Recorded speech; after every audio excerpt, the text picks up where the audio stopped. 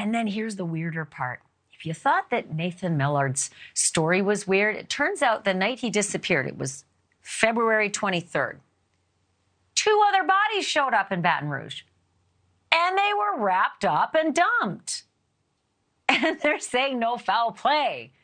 So I don't know if like there's fentanyl in the water or something, but something stinks in Denmark. Like it's cheesy. Something is very weird. So let me give you 2 other examples. A woman named Treasure Short. Treasure Short was dumped by allegedly by another woman named Andrea Matthews. Turns out Treasure Short was wrapped in bedding and dumped in a wooded area. Andrea Matthews had some really wild story, like she didn't know there was a body in her car and she'd been forced into her own car at gunpoint and there's a body back there. And anyway, that happened on the same day that Nathan Millard went missing. And then this other person, Macy Peebles. Macy Peebles was dumped allegedly by someone named Damian Matthews. No connection, by the way, to Andrea Matthews. And the thing is Macy was dumped in an empty apartment area under construction, and a car is seen like pulling out of there. And then after the car pulls out, they find the body there. And the guy, Damian Matthews, is in that vehicle. That vehicle that went screaming out of there had Damian Matthews in it. So again, that happened on the same day that Nathan Millard was done. So I don't know what's going on, but Fil Waters, that's the person I call when I get confused about this kind of stuff. He's a retired homicide detective for the Houston PD. Been involved in investigations of more than 400 homicide cases. So you tell me, Mr. Waters, am I crazy saying I smell a rat? I just think it's crazy to say no foul play. Well, whether you're crazy or not, Ashley, that may be a whole different question. But I hear you. No, it's a whole other show. Right. I tell you, it is we kind of have an adage in investigations where, things always seem to occur in threes.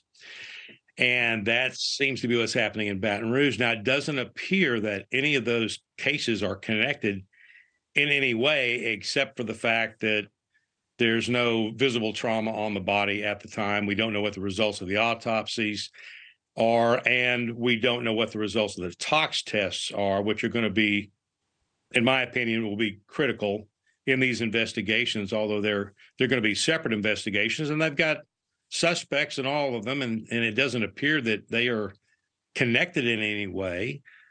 And so I will tell you that I had a case similar to this where we found a woman, a female, her body fully clothed, sitting on a very nice, grassy esplanade in a very nice neighborhood, as though she had been, it looked like she was asleep. And she was not. She was deceased. And the tox test later showed that she had overdosed in some way. So what happens when these things happen, the fact that these folks are getting caught dumping bodies, this is what happens when dopers get together and ingest their dope, and then one of them dies, and the first thing the other one is thinking is, number one, I got to get rid of the dope. Number two, I got to get rid of this body. And so that's what's happening. And so can I ask you something? Sure. So I get that, and I think a lot of people think that, but then there's this story of, Nathan Millard, who's this family man. He's got 5 kids. He comes, for a quick business trip he's from Atlanta, and boom, he disappears. And so, not to say that people like that don't maybe get into dope, but some of them might be doing that unwittingly, right? Like they could have been in a bar. Somebody could have roofied a drink thinking, I'm going to grab that wallet when he passes out on the wood, and then they're considered sort of lumped in with the rest of them. And I wonder if overdoses are not given the same amount of money when it comes to homicide investigations, because there's so many of them. Well, not every overdose is going to be investigated. If you have something that is rather suspicious, and these are, they're a little weird, but we've got people there that they can interview, people that are possible suspects and so forth. And of course, I think a couple of them have been charged already with desecration of a corpse or, doing whatever they did with the body. But it is, it causes an investigation. If there's a suspicious death, there will be the same effort given to investigating the death.